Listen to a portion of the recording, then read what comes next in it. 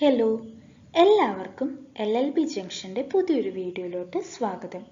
ഇന്ന് നമ്മളിവിടെ ഡിസ്കസ് ചെയ്യാൻ പോകുന്നത് section 115 of Indian evidence act 1872 ആണ്. സെക്ഷൻ 115 ഡീൽ ചെയ്യുന്നത് ഡോക്ട്രിൻ ഓഫ് എസ്റ്റോപ്പൽ ആണ്. ഒരു വ്യക്തി ഒരു പ്രസ്താവന നടത്തി. ആ പ്രസ്താവനയുടെ മുകളിൽ വിശ്വസിച്ചുകൊണ്ട് വേറൊരു വ്യക്തി അതിൻ്റെ മുകളിൽ ആക്റ്റും ചെയ്തു എന്ന് വിചാരിക്കുക. ലേറ്റർ ഓൺ ഈ ആദ്യത്തെ വ്യക്തി പറയുകയാണ്, ഞാൻ പറയുന്നത് ശരിയല്ല, അല്ലെങ്കിൽ ഞാൻ അങ്ങനെ ഒരു കാര്യം പറഞ്ഞിട്ടില്ല. അങ്ങനെയൊക്കെ പറയുകയാണ് എന്നുണ്ടെങ്കിൽ അത് വളരെയധികം മോശപ്പെട്ട ഒരു കാര്യം തന്നെയാണ്. സോ അങ്ങനെയുള്ള ഒരു സിറ്റുവേഷനെ ബേസ് ചെയ്തുകൊണ്ടാണ് ഡോക്ട്രിൻ ഓഫ് എസ്റ്റോപ്പൽ പ്രവർത്തിക്കുന്നത്. സെക്ഷൻ 115 to 117 ആണ് എസ്റ്റോപ്പലിനെ പറ്റിയിട്ട് ഡീൽ ചെയ്യുന്ന sections. The doctrine is based on principle of equity. Principle of equity base ചെയ്തിട്ടാണ് ഈ ഡോക്ട്രിൻ ഓഫ് എസ്റ്റോപ്പൽ നിലവിൽ വന്നിട്ടുള്ളത്. ഇനി നോക്കാൻ പോകുന്നത് ഈ എസ്റ്റോപ്പലിന്റെ മീനിങ് ആണ്.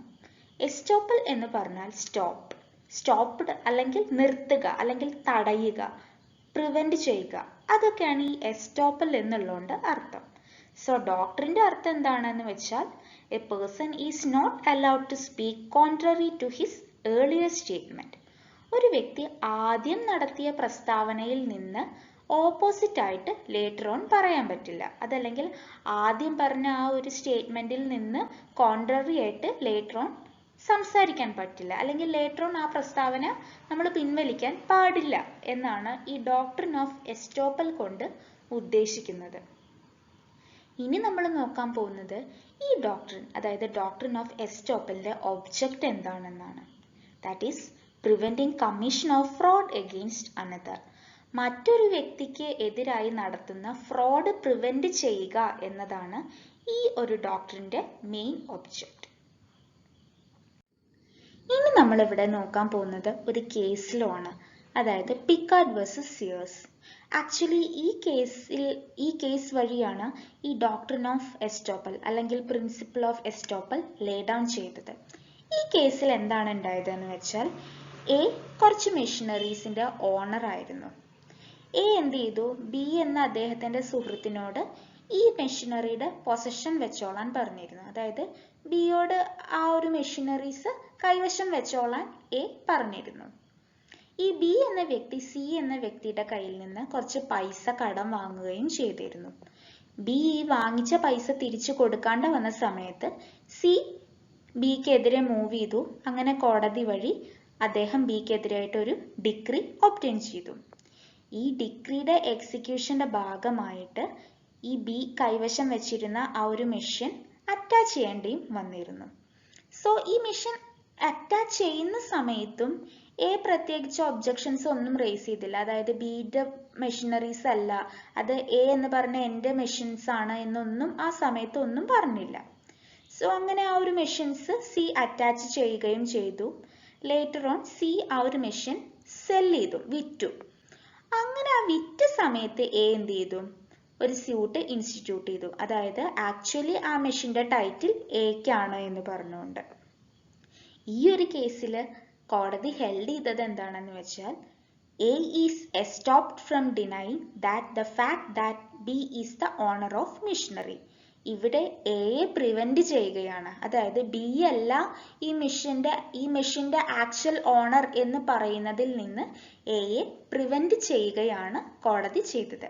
അങ്ങനെ ഈ കോടതി ഈ കേസിലാണ് ഡോക്ട്രിൻ ഓഫ് എസ്റ്റോപ്പൽ അപ്ലൈ ചെയ്തുകൊണ്ട് എയെ സ്റ്റോപ്പ് ചെയ്തു, അല്ലെങ്കിൽ എയെ പ്രിവെന്റ് ചെയ്തു. അതായത് ഇവിടെ ബി അല്ല ഈ മെഷീന്റെ ഓണർ എന്ന് പറയുന്നതിൽ നിന്ന് എയെ സ്റ്റോപ്പ് ചെയ്തു.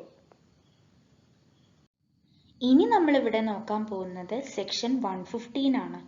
When one person has by his declaration, act or omission intentionally caused or permitted another person to believe a thing to be true and to act upon such belief, neither he nor his representative shall be allowed in any suit or proceeding between himself and such person or his representative to deny the truth of that thing.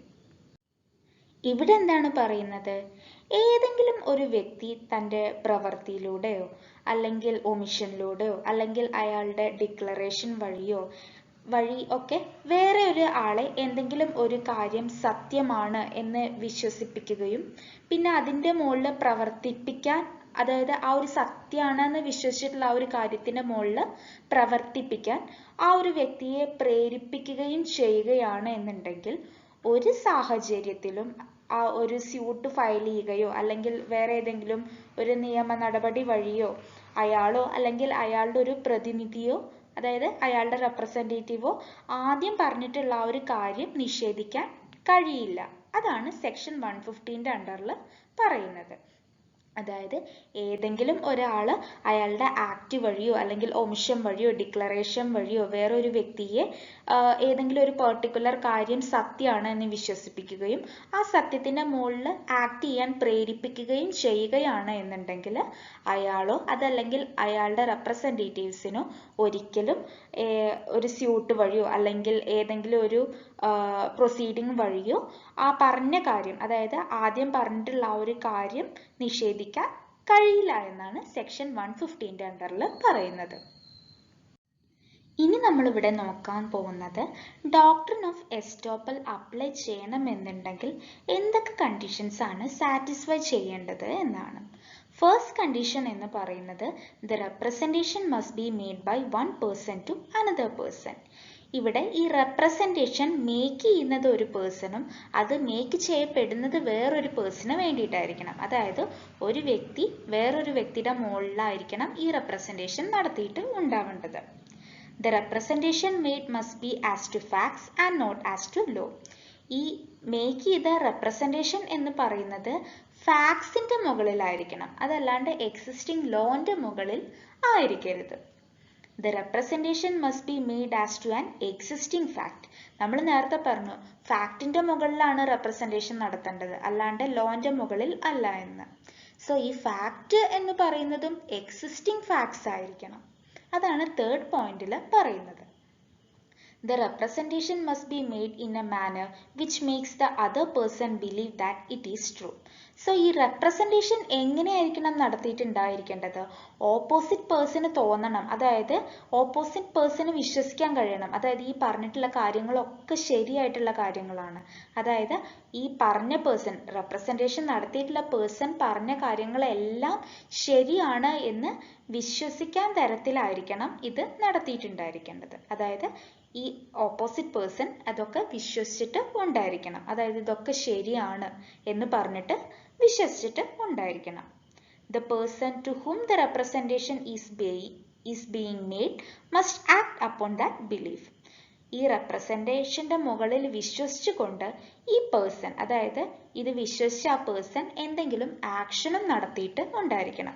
അതായത് ഈ പറഞ്ഞ കാര്യങ്ങളൊക്കെ ശരിയാണ് എന്ന് വിശ്വസിച്ചുകൊണ്ട് ആ person act ചെയ്തിട്ടും ഉണ്ടായിരിക്കണം. The person to whom the representation would be made should suffer a loss by such representation. ഇവിടെ എന്താണ് പറഞ്ഞിട്ടുള്ളത്? ആരുടെ മുകളിലാണ് ഇങ്ങനെ ഒരു റെപ്രസെൻറ്റേഷൻ നടത്തിയിട്ടുള്ളത് ആ പേഴ്സൺ എന്തെങ്കിലും ഒരു പെർട്ടിക്കുലർ ലോസ് സംഭവിച്ചിട്ടുണ്ടായിരിക്കണം ഈ റെപ്രസെൻറ്റേഷൻ്റെ മുകളിൽ വിശ്വസിച്ചിട്ട് ആക്ട് ചെയ്തതിൻ്റെ ഭാഗമായിട്ട്. സോ ഇവിടെ മെയിനായിട്ട് പറയുന്ന കാര്യങ്ങൾ എന്തൊക്കെയാണെന്ന് പറഞ്ഞാൽ റെപ്രസെൻറ്റേഷൻ ഒരു പേഴ്സൺ മറ്റൊരു പേഴ്സണോട് നടത്തിയിട്ടുണ്ടായിരിക്കണം. ആ റെപ്രസെൻറ്റേഷൻ ഫാക്ട്സ് ആയിരിക്കണം, അല്ലാണ്ട് ലോനെ ബേസ് ചെയ്തിട്ട് ആയിരിക്കരുത്. ഫാക്ട്സ് എന്ന് പറയുമ്പോൾ അത് എക്സിസ്റ്റിംഗ് ഫാക്ട്സ് ആയിരിക്കണം. പിന്നെ അതുപോലെ തന്നെ ഈ റെപ്രസെൻറ്റേഷൻ ഏത് രൂപത്തിലായിരിക്കണം നടത്തിയിട്ടുണ്ടായിരിക്കേണ്ടത്? അതായത് ഓപ്പോസിറ്റ് പേഴ്സൺ ഇത് സത്യമാണ്, ഇത് വിശ്വസിക്കാം എന്ന് തോന്നുന്ന തരത്തിൽ ആയിരിക്കണം. പിന്നെ പറയുന്നത് എന്താണ്? ഈ റെപ്രസെൻറ്റേഷനെ വിശ്വസിച്ചുകൊണ്ട് ഓപ്പോസിറ്റ് പേഴ്സൺ അതിൻ്റെ മുകളിൽ ആക്ട് ചെയ്തിട്ട് ഉണ്ടായിരിക്കണം. പിന്നെ ലാസ്റ്റ് കണ്ടീഷൻ എന്ന് പറയുന്നത് ആ റെപ്രസെൻറ്റേഷൻ വിശ്വസിച്ച് അതിൻ്റെ മുകളിൽ ആക്ട് ചെയ്തതിൻ്റെ ഭാഗമായിട്ട് ഈ പേഴ്സണ് എന്തെങ്കിലും ഒരു പെർട്ടിക്കുലർ ഇഞ്ചുറിയോ അല്ലെങ്കിൽ ലോസോ സഫർ ചെയ്തിട്ടും ഉണ്ടായിരിക്കണം. സോ ഇത്രയുമാണ് എസെൻഷ്യൽ കണ്ടീഷൻസ് എന്ന് പറയുന്നത്. അപ്പോൾ ഇന്നത്തെ ഈ വീഡിയോയിൽ നമ്മൾ ഡിസ്കസ് ചെയ്തത് ഡോക്ട്രിൻ ഓഫ് എസ്റ്റോപ്പലിനെ പറ്റിയിട്ടാണ്. സോ ഇന്നത്തെ ഈ വീഡിയോ നിങ്ങൾക്ക് എഫക്റ്റീവായി തോന്നിയെങ്കിൽ വീഡിയോ ലൈക്ക് ചെയ്യാനും ഷെയർ ചെയ്യാനും മറക്കരുത്. ചാനൽ ഇതുവരെ സബ്സ്ക്രൈബ് ചെയ്യാത്തവർ ചാനൽ സബ്സ്ക്രൈബ് ചെയ്യാനും മറക്കരുത്. ഏതെങ്കിലും ഒരു പെർട്ടിക്കുലർ ടോപ്പിക് നമ്മുടെ ഈ ചാനൽ വഴി ഡിസ്കസ് ചെയ്യണമെന്നുണ്ടെങ്കിൽ അതെന്നെ കമൻറ്റ് ബോക്സ് വഴി അറിയിക്കാവുന്നതാണ്. So thank you for watching the video.